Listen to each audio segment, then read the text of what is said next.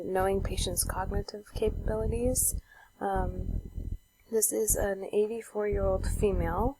She was new to our clinic, and she came in about a couple of weeks ago, and she came in for a hearing test. And when she came in, her concerns were that she's been deaf in her left ear for a really long time, but now she's having a hard time hearing out of her right ear.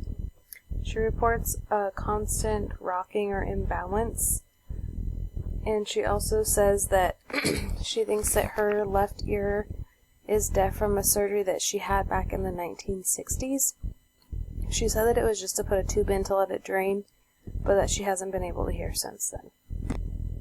All other history and symptoms were reviewed, and all other symptoms were negative.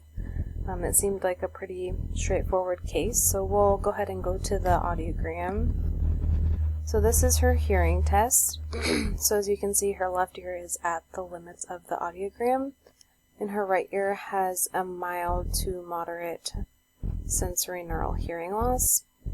She can hear or understand my voice at within the mild range at 35. And when it's turned up loud enough, she got 100% of the words. On the left side, we couldn't even evaluate. There was no response at 110, even with an SAT. The right ear was moving normally, well, reduced compliance, but still movement of the eardrum. And the left ear had no movement. And so at the end of the appointment, my recommendations were to follow up with the ear, nose, and throat and get medically cleared. Even though she said that this has been a long-standing thing, she was new to our clinic, and I wanted to make sure that there was nothing underlying, especially with the type B temp. And then also to come back for a hearing aid evaluation, and that she get her hearing tested every year right now to monitor. And then if it was stable, we could go to every 2 years, but just to stay on top of everything. She seemed really interested in the hearing aids. Like I said, this seemed like a really straightforward appointment. She's reported she's having a hard time hearing her husband and that she'd like to be able to communicate better. And we kind of talked briefly about her two different options of either just aiding the right side or doing like a bicross device. And she was kind of interested in the bicross. And her husband didn't say much, and they left, and that was the end of that appointment.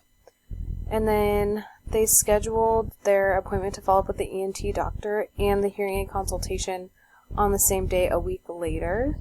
And the ear, nose, and throat appointment was right before ours.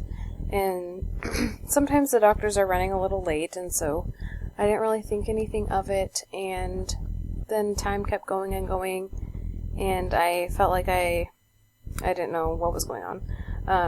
And then finally, the nurse for the doctor messaged us and said she's hesitant to come talk about hearing aids.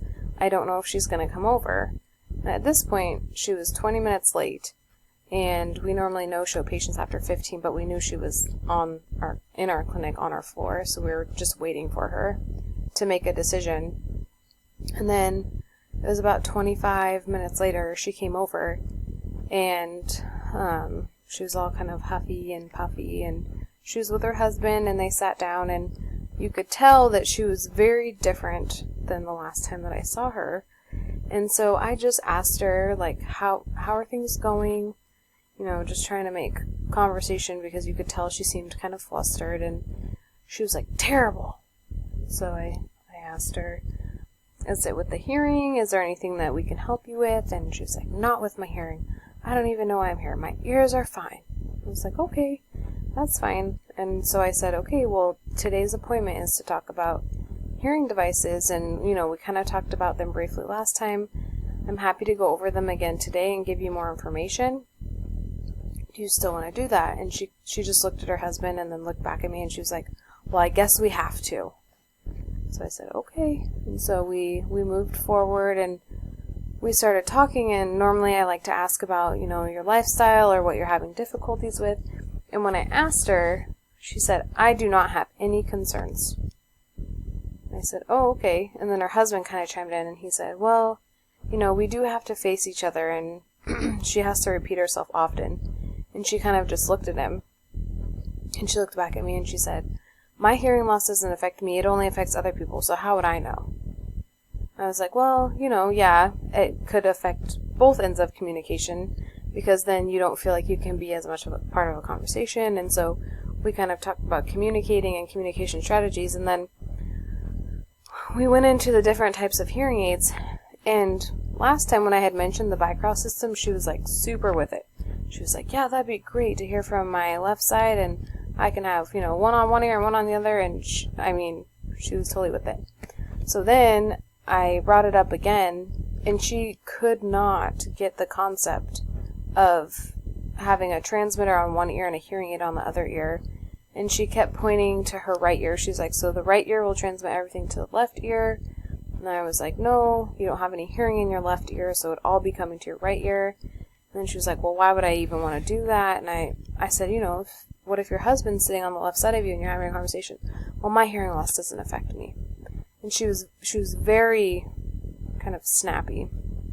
And so I was just trying to lay low, and I just kind of left it there. And so then I was like, well, how about we talk about pricing and the differences in pricing? And in our clinic, our cross transmitter side is $1,400 no matter what manufacturer or anything. That's just what it is. So I told them that, and then I kind of went through the pricing of the other technology levels for the hearing aid side. She was like, oh, you have to be kidding me. I'm not going to pay for that. I don't want that. And I was like, okay, that's fine. I'm just here to give you information. You guys can go home and talk about it and make an informed decision together. And, I said, no worries. I just want to make sure that you have the information if you do want to move forward. And then we started talking about the different levels of technology and what the differences are. And she kind of just stared blankly at me the whole time. And her husband asked a couple of questions, but nothing was really said then. And then as I was doing that, she was like, well, what are the prices? And her husband kind of made a face.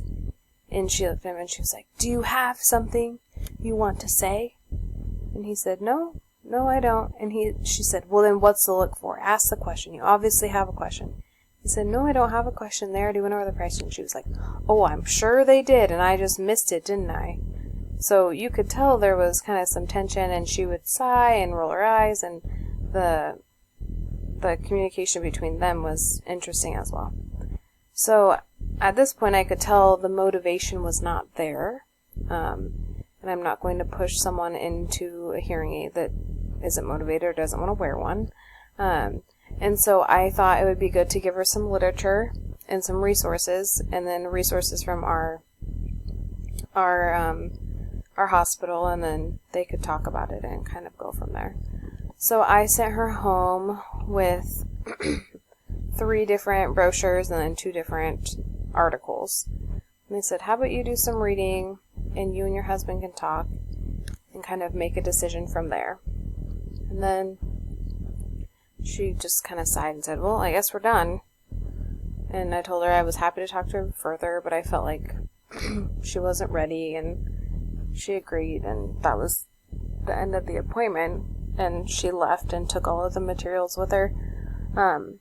But that was it was kind of shocking to me, because the first time that I saw her, the reason why I picked this case is, I don't know, it felt so straightforward, and she was totally with it, and was excited about the hearing aid consultation, and signed up for the next week, and was ready to come back, and got medically cleared.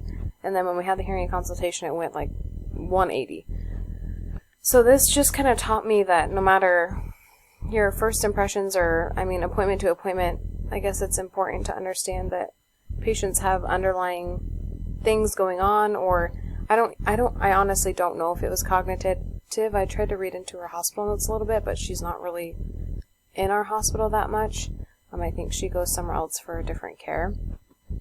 And so, or her other care.